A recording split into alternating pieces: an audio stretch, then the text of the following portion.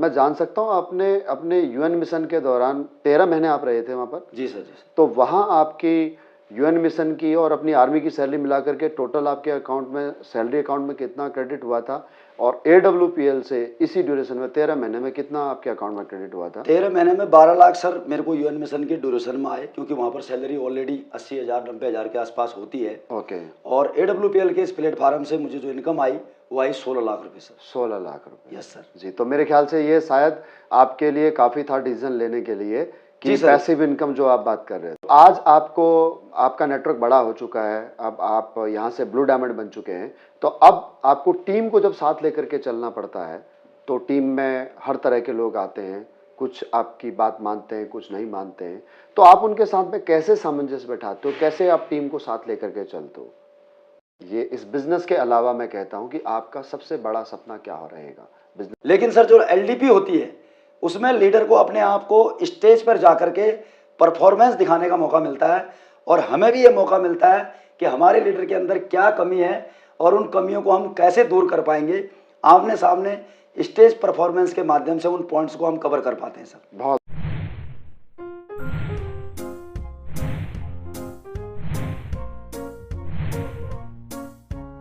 नमस्कार, मेरा नाम बीएस भंडारी है और आज के हमारे इस पॉडकास्ट के मेहमान हैं मेरे बचपन के दोस्त और हमारी कंपनी के ब्लू डायमंड मिस्टर बीरेंद्र चंद रजवार सर। बीरेंद्र सर, आपका बहुत बहुत स्वागत है आज के इस पॉडकास्ट में। Thank you so much sir. मैं तो आपको जानता ही हूँ बचपन जी से, सर।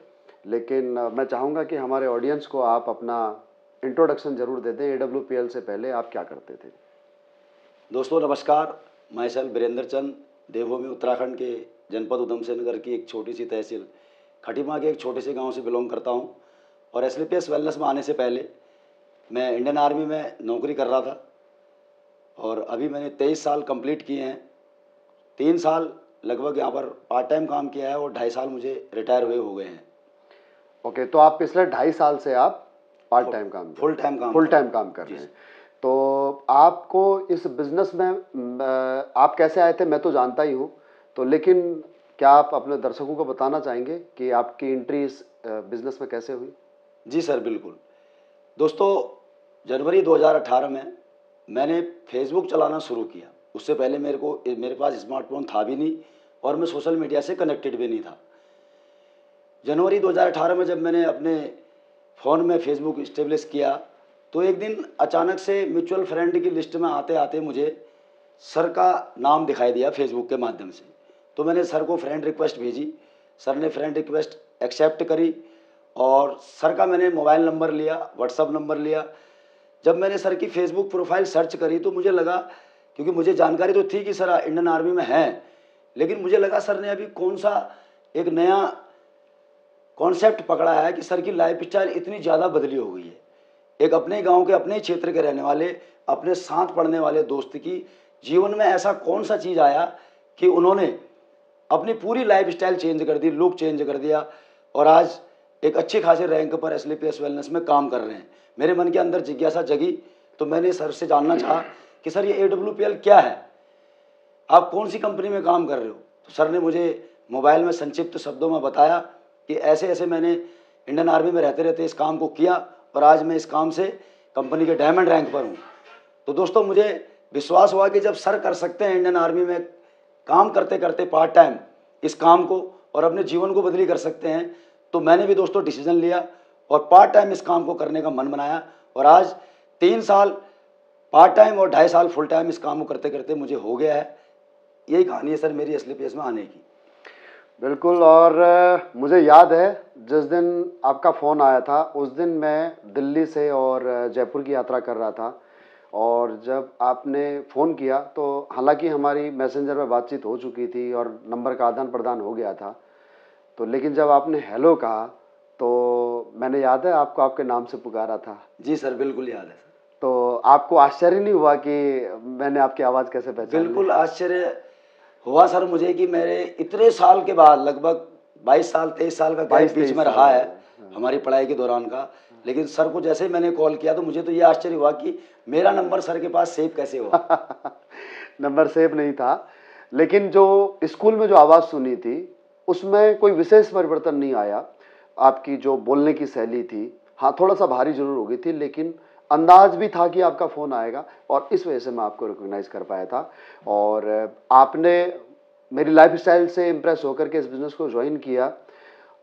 लेकिन मैं उससे भी बड़ा अपने आप को खुशकिस्मत समझता हूँ कि आपने मुझे देख करके इस बिज़नेस को ज्वाइन किया। तो थैंक यू एक बार फिर से। और आपने जैसे बताया 3 साल लगभग आपने पार्ट टाइम काम किया। जी सर। राइट? Yes sir. तो आपके मन में कौन से दिन विचार आया कि मुझे full time as a career AWPL करना चाहिए?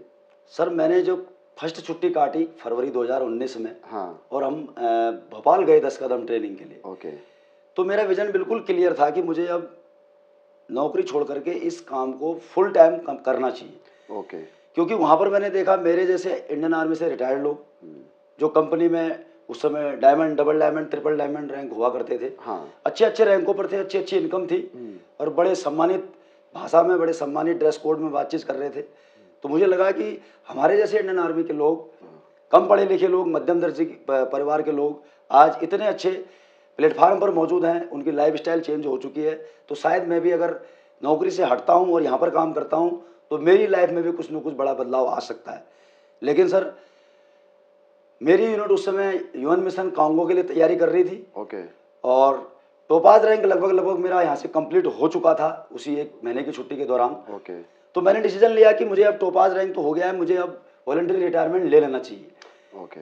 लेकिन सर यूएन मिशन में यूनिट डिटेल होने के कारण मुझे मेरे कमांडिंग अफसर ने सेवानिवृत्ति लेटर मेरा जो है सैंक्शन नहीं किया। ओके। और मुझे मेरी वाइफ को काउंसलिंग करवाई फ़ोन के माध्यम से कि आपके हस्बैंड इतने साल से नौकरी कर रहे हैं, इनको बड़ी मुश्किल से चांस मिला है यूएन में जाने का, इनको वहाँ से 5-7 लाख रुपए का फ़ायदा हो जाएगा। ओके। मैं यूएन मिशन से आने के बाद इनको डिस्चार्ज दे दूंगा, लेकिन अभी इनकी जगह पर किसी दूसरे यूनिट से आदमी मंगाना ठीक नहीं है। हालांकि मैं ले जा तो सकता हूँ, लेकिन मैं चाहता हूँ कि इनको 4-5 लाख का प्रॉफिट हो जाए। इसकी वजह से हमारे कमान अधिकारी महोदय ने मुझे डिस्चार्ज नहीं दिया। बहुत बढ़िया।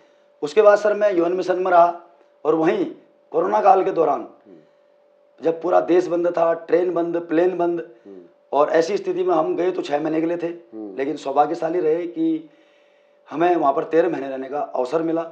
इसी दौरान जो आपके द्वारा बताई गई बातें थी मेरे जहन में, वो मुझे हकीकत में बदली होते हुए नजर आई। अच्छा, जैसे कि आपने मुझे बताया था कि कुछ सालों तक काम करके यहाँ पर पैसिव इनकम जनरेट की जा सकती है। ओके। अभी हम जो काम कर रहे हैं, नौकरी कर रहे हैं, वहाँ पर सिर्फ और सिर्फ एक्टिव इनकम है। करेक्ट है। तो सर इसका एहसास मुझे हुआ विदेश में, संयुक्त राष्ट्र संघ के शांति मिशन में कॉन्गो के अंदर। अच्छा। मैं हिंदुस्तान में नहीं था। आपके द्वारा, मेरे द्वारा जो लोग आए थे हमारे सिस्टम में, उनके द्वारा काम हो रहा था। ओके। और मेरे अकाउंट में पैसा आते जा रहा था। अच्छा। जब लोग कोरोना काल में पैसों के अभाव में मर रहे थे, जिंदगी से जूझ रहे थे, लगभग पूरा देश बंद हो चुका था, रोजमर्रा की जरूरतों को पूरा करने की भी लोग तरस रहे थे जी। ऐसी परिस्थिति में मेरे अकाउंट में हर महीने 80,000, 1 लाख, 1,20,000 रुपया आना चालू हुआ। तो मुझे एहसास हुआ कि इस डायरेक्ट सेलिंग की पावर क्या है, इसकी ताकत क्या है। ओके। तो सर मैंने वहीं यूएन मिशन से मूड बना लिया कि मैं इस काम को अब फुल टाइम करूंगा तो करूंगा। बहुत बढ़िया। उसके बाद सर मैं यूएन मिशन से वापस आया, मैंने दोबारा एप्लीकेशन दी, लेकिन फिर मेरी एप्लीकेशन सेंक्शन नहीं हुई। अच्छा। मुझे बताया गया कि आप सिग्नल एनसीओ जो अच्छे पोस्ट पर हो, आप यहाँ रहोगे तो जेसीओ बनोगे, आगे की लाइफ दिखाई गई। लेकिन सर मुझे तो लाइफ ऑलरेडी पहले ही दिख चुकी थी। ओके। तो उसके बाद मैं लगभग 16 महीना ओएसएल रहा, जिसे कहा जाता है ओवर स्टे लीव। और उसी दौरान फिर हमारे कमान अधिकारी महोदय का एक दिन कॉल आया, मुझे बताया कि वीरेंद्र आप बहुत अच्छे एनश्योर रहे हो, डिसिप्लिन रहे हो, आखिर ऐसा क्या कारण है कि आप वापस नहीं आ पा रहे हो सर्विस में। तो मुझे बुलाया उन्होंने, काठगोदाम हमारा ट्रांजिट कैंप है सेना का, बोला आइए एक बार अपने मैडम को लेकर के आइए और मुझसे बात कीजिए। गंगोली हाट में कालिका माता के मंदिर से हमारे कमान अधिकारी महोदय वापस आ रहे थे, सुबेदार मेजर साहब, बटालियन पंडित जी भी वहाँ मौजूद थे। तो उनके दौरान मेरी मीटिंग हुई, मैं अपनी वाइफ को ले गया। फिर मैंने हमारे कमान अधिकारी महोदय जी को भी AWPL का प्लेटफार्म के बारे में जानकारी दी। अच्छा। अपनी गाड़ी दिखाई, लैंड रोवर डिस्कवरी स्पोर्ट्स। अच्छा। और उन्हें बताया, क्योंकि काउंसलिंग करना और कन्वेंस करना थोड़ा बहुत हमने सीख ही लिया था। तो मैंने कमान अधिकारी महोदय को कहा, साहब आपको क्या गर्व नहीं हो रहा है कि एक सेना का हवलदार रैंक का कर्मचारी आज एक लैंड रोवर डिस्कवरी का मालिक बन पाया है इस प्लेटफार्म के माध्यम से, और आज यहाँ से लगभग 1.5-2 लाख रुपए महीने की अर्निंग करता है। तो मैं आपसे सिर्फ क्या मांग रहा हूँ, सेवानिवृत्ति, जो कि मेरी सर्विस कंप्लीट हो चुकी है। तो मेरी कार्यशैली से AWPL के प्लेटफार्म से हमारे कमान अधिकारी महोदय भी प्रभावित हुए और उन्होंने मुझसे कहा, वीरेंद्र कोई बात नहीं, आपके डॉक्यूमेंट आपके घर आ जाएंगे, मैं एक बंदा TD भेजूंगा और आप डॉक्यूमेंट जमा करने यूनिट में आ जाना, 10 दिन में आपका काम हो जाएगा, मैं आपको फ्री करता हूँ। मैं आपसे बड़ा खुश हूँ क्योंकि आपने जिस चीज़ को चुना है वाकई में आपके सपने इस प्लेटफार्म से पूरे होते हुए मुझे दिख रहे हैं। बहुत बढ़िया। तो आप इस काम को मन लगाकर करो, जरूर आपको इससे भी आगे की सफलता मिलेगी। बहुत बढ़िया, बहुत बढ़िया। मैं आपके कमांडिंग ऑफिसर के जो उन्होंने डिसीजन लिया, जो आपको सेवानिवृत्ति के लिए उन्होंने सहमति दी, मैं उसके लिए उनकी भी सराहना करना चाहूँगा, आपके SM साहब की भी, आपके जी सर, पूरे बटालियन की, कि उन्होंने आपके कार्य की सराहना की। नहीं तो अक्सर देखा जाता है कि लोग अपने काम के बंदे को जल्दी से छोड़ते नहीं है। बिल्कुल सर, मैंने पारदर्शिता रखी सर, झूठ नहीं बोला, जो सच्चाई थी वो सच्चाई बताई। एक बात और आपने बताई कि जब आप अपने कमांडिंग ऑफिसर से मिलने के लिए गए तो आप लैंड रोवर डिस्कवरी आप गाड़ी लेकर के गए थे, तो इसका मतलब आपने कांगो से आने के बाद में और आपने लैंड रोवर गाड़ी परचेज की थी। जी सर। तो मैं जान सकता हूँ, आपने अपने UN मिशन के दौरान 13 महीने आप रहे थे वहाँ पर? जी सर, जी सर। तो वहाँ आपकी UN मिशन की और अपनी आर्मी की सैलरी मिला करके टोटल आपके अकाउंट में, सैलरी अकाउंट में कितना क्रेडिट हुआ था? और AWPL से इसी ड्यूरेशन में 13 महीने में कितना आपके अकाउंट में क्रेडिट हुआ था? 13 महीने में 12 लाख सर मेरे को UN मिशन की ड्यूरेशन में आए, क्योंकि वहाँ पर सैलरी ऑलरेडी 80,000 90,000 के आसपास होती है। ओके। और AWPL के इस प्लेटफार्म से मुझे जो इनकम आई वो आई 16 लाख रुपए सर। 16 लाख रुपए। Yes sir. जी, तो मेरे ख्याल से ये शायद आपके लिए काफ़ी था डिसीजन लेने के लिए कि पैसिव इनकम जो आप बात कर रहे थे। जी सर, क्योंकि उस समय माहौल ऐसा था कि कोरोना काल में पूरी दुनिया बंद थी सर। समझने वाली बात है ये कि कोरोना काल में जहाँ पर लोग, वो ड्यूरेशन ऐसा था। हाँ, एक एक पैसे के लिए मोहताज थे, सबके काम बंद थे और यहाँ पर ये ऑनलाइन आराम से काम किया जा रहा था। आप कांगो से भी जूम पर मीटिंग ज्वाइन किया करते थे, मुझे याद है। जी सर। ओके, तो आपको शुरुआती दौर में कोई चैलेंज आया काम करने में यहाँ पर? चैलेंजेस तो बहुत आए सर शुरुआती दौर में। परिवार का साथ नहीं मिला, वाइफ का साथ नहीं मिला, रिश्तेदारों का साथ नहीं मिला, लेकिन मुझे उससे कोई फर्क नहीं पड़ा। ओके। क्योंकि मेरा विजन बिल्कुल पहले दिन से, जब आपसे मुलाकात हुई थी मेरी पहली छुट्टी में, जब आप के घर में बैठा था मैं, आपने अपना अकाउंट खोल करके मुझे दिखाया था, तो मुझे पूरा यकीन था, पूरा विश्वास था कि जो अकाउंट आज आपका है, जो पैसा, जो इनकम आपके खाते में आ रही है, मैं अगर आपके ऊपर भरोसा कर लेता हूँ, इस प्लेटफॉर्म में चलता हूँ आपके डायरेक्शन के अनुसार, तो ये अकाउंट में मेरी इनकम 100% आएगी। क्योंकि मैं विदेश में जाने से पहले ऑलरेडी टॉपाज बन चुका था। जैसा कि आपने कहा था कि अगर इस काम को आपने कर लिया तो आप 2 से 2.5 महीने में टॉपाज बन जाओगे जी। तो उसके बाद प्रॉब्लम तो सर हर किसी के जीवन में है ही है, लेकिन मैंने उन प्रॉब्लम को कभी साइड किया, अपने विजन के ऊपर फोकस किया, बिजनेस के ऊपर फोकस किया सर। समस्या काम का हिस्सा है। बिल्कुल सर। जिस इंसान के जीवन में समस्या नहीं है वो जिंदा ही नहीं है। बिल्कुल सर, बिल्कुल। चलिए, बहुत बढ़िया बात है। तो आज आपको, आपका नेटवर्क बड़ा हो चुका है, अब आप यहाँ से ब्लू डायमंड बन चुके हैं, तो अब आपको टीम को जब साथ लेकर के चलना पड़ता है तो टीम में हर तरह के लोग आते हैं, कुछ आपकी बात मानते हैं, कुछ नहीं मानते हैं, तो आप उनके साथ में कैसे सामंजस्य बैठाते हो, कैसे आप टीम को साथ लेकर के चलते हो? सर समस्याएं तो आती हैं, जब जैसे जैसे टीम बढ़ते जाती है, कई प्रकार के लोग आते जाते हैं, तो मैं पूरी टीम को साथ लेकर के चलने का ये प्रयास करता हूं कि जो लोग मेरी बातों को मानते हैं, मैं ज़्यादातर उनसे बात करता हूं। जो लोग मेरी बातों को इग्नोर करते हैं, नहीं मानते हैं, तो मैं उनसे कम बात करता हूं, ताकि वो लोग भी नाराज़ ना हो, क्योंकि नाराज़ करके हम किसी से काम करा नहीं सकते जी। तो जो लोग मेरी बातों पर विश्वास करते हैं, मुझ पर विश्वास करते हैं, अपने आप पर विश्वास करते हैं, सिस्टम पर विश्वास करते हैं, मैं उनके साथ रात दिन एक करता हूँ, उनके साथ एफर्ट लगाता हूँ, फिजिकली भी, मेंटली भी। ओके। अपनी टीम की ग्रोथ कराने के लिए आपका कोई सीक्रेट आप बताना चाहेंगे हमारे दर्शकों को? सर सीक्रेट एक ही चीज़ है कि सबसे पहले तो अपने ऊपर विश्वास अगर हम कर लें, और साथ में जिस व्यक्ति के माध्यम से हम यहाँ पर ज्वाइन हुए हैं, उस व्यक्ति की गाइडलाइन को पकड़ लें, आंख बंद करके विश्वास करके उसका हाथ अगर हम पकड़ लें, तो फिर दुनिया में किसी भी व्यक्ति का पैर पकड़ने की हमें ज़रूरत नहीं पड़ेगी सर। बहुत बढ़िया। कामयाबी के लिए क्या एजुकेशन का कोई इम्पोर्टेंट है डायरेक्ट सेलिंग में? जी सर, बिल्कुल एजुकेशन का इम्पोर्टेंट है। समय के साथ साथ हमें अपने आप को अपग्रेड करना भी ज़रूरी है, चाहे वो ड्रेस सेंस हो, चाहे एजुकेशन हो, क्योंकि हम जिस फील्ड में भी सफलता प्राप्त करना चाहते हैं, उस फील्ड के कुछ पैरामीटर्स होते हैं, और उन पैरामीटर्स को प्राप्त करने के लिए हमें अपनी एजुकेशन को भी समय के अकॉर्डिंग बदलनी जरूरी है, जो हमारी कंपनी फाइटर सक्सेस सिस्टम के माध्यम से हमें समय समय पर देती रहती है। अगर हम फाइटर सक्सेस सिस्टम के माध्यम से आयोजित किए जाने वाले प्रत्येक मीटिंग, ट्रेनिंग और सेमिनार में बने रहते हैं तो यकीन मानिए सफलता 100% निश्चित है। बहुत बढ़िया। इसी से रिलेटेड एक और क्वेश्चन मेरे दिमाग में आ रहा है कि आप अपनी टीम को एजुकेट करने के लिए क्या वर्कशॉप डिजाइन करते हैं? जी सर, मैं हर क्वार्टर में एक लीडरशिप डेवलपमेंट ट्रेनिंग चलाता हूं सर, अपने जो लीडर आना चाहते हैं उसमें, जो अपनी एजुकेशन को डेवलप करना चाहते हैं। अभी 3 एलडीपी में चला चुका हूं। अभी इस एसओएस के बाद 9, 10, 11 अगस्त को मैं फिर एक 10 कदम ट्रेनिंग चलाने के लिए तैयार हूं सर।